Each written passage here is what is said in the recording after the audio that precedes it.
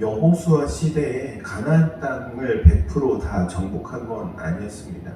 그 정복 전쟁이 한참 계속 진행이 되어가는 가운데 있었고, 또 각 지파별로 제비뽑기를 뽑아서 얻었던 그 땅을 차지하기 위해 국지전이라고 말할 수 있습니다. 계속해서 그 지파 간에 전쟁이 있었습니다.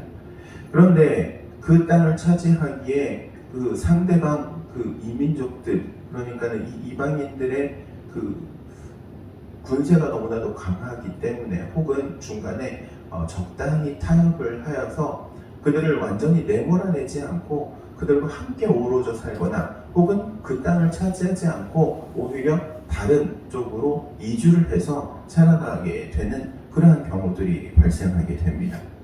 그러자 오늘 본문 이 여호와의 사자가 이 이스라엘 백성들에게 다음과 같이 책망하고 있는 것입니다.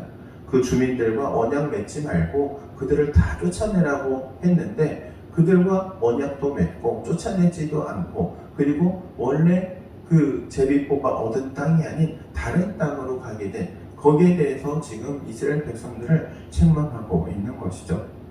그러자 이 이스라엘 백성들이 여호와의 사자의 책망을 듣고 그 자리에서 참회의 눈물을 흘립니다.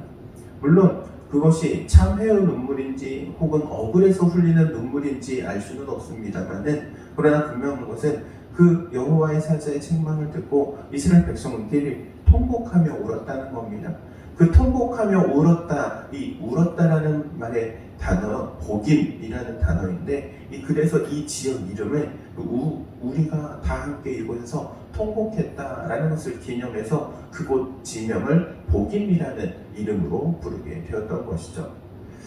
중요한 것은 이것입니다. 하나님께서 말씀하신 것을 온전히 다 준행하지 않고 또 온전히 지키지 않음으로 인해서 발생하게 되는, 그 이후에 발생하게 된 문제가 있었다는 것이죠. 그것이 무엇입니까? 3절 말씀에 보면은 그들이 너희 옆구리에 가시가 되고 그들의 신들이 너희의 올무가 될 거다라는 말입니다. 너희들이 이 이민족들, 이방인들, 그들을 다 내쫓지 않았지. 그러니까 이제 그들이 너희의 옆구리의 가시와 같은, 그러니까는 너희들이 조금만 움직이려고 하면, 숨 좀 쉬려고 하면 옆구리를 찌를 거다. 이 이야기입니다. 그리고 그들의 신들이 너희의 올무가 될 거다. 너희가 하나님의 축복을 받아야 되고 하나님의 은혜를 받아야 되는데, 그 은혜와 축복을 받지 못하게 이 이방 신들이 방해할 거다라는 말을 하고 있는 것이죠. 하나님께서 원치 않는 것, 그리고 원하는 것 분명합니다. 하나님께서 원하는 것을 말씀하시고 원치 않는 것을 말씀하십니다. 그것을 따라 지켜 살아가는 것이 순종입니다.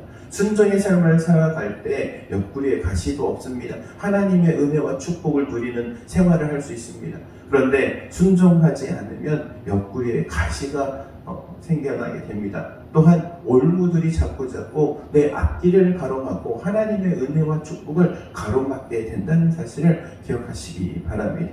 사랑하는 성도 여러분, 하나님께서 주시는 말씀에 온전히 순종함으로 나아갈 수 있기를 바랍니다. 세상과 타협하지도, 그리고 또한 끊어내야 될 것은 끊어내고 배척해야 될 것은 배척해내고, 내 삶의 문제 가운데 없애야 할 것은 없애는, 그리고 온전함으로 주님 앞에 나아가는 여러분이 될 수 있기를 주의 이름으로 축원드립니다.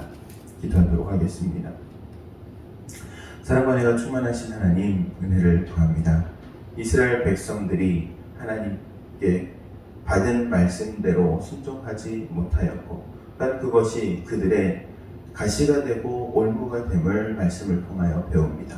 우리의 신앙생활하는 가운데 옆구리의 가시와 같은, 또 우리를 걸려 넘어지게 하는 올무와 같은 존재가 없도록 오직 하나님께만 순종함으로, 하나님의 말씀을 따름으로, 또한 우리가 끊어내야 할 것은 끊어내고 배척해야 될 것은 배척하며 나아가는 우리들 되게 하옵소서. 예수님의 이름으로 기도하옵나이다.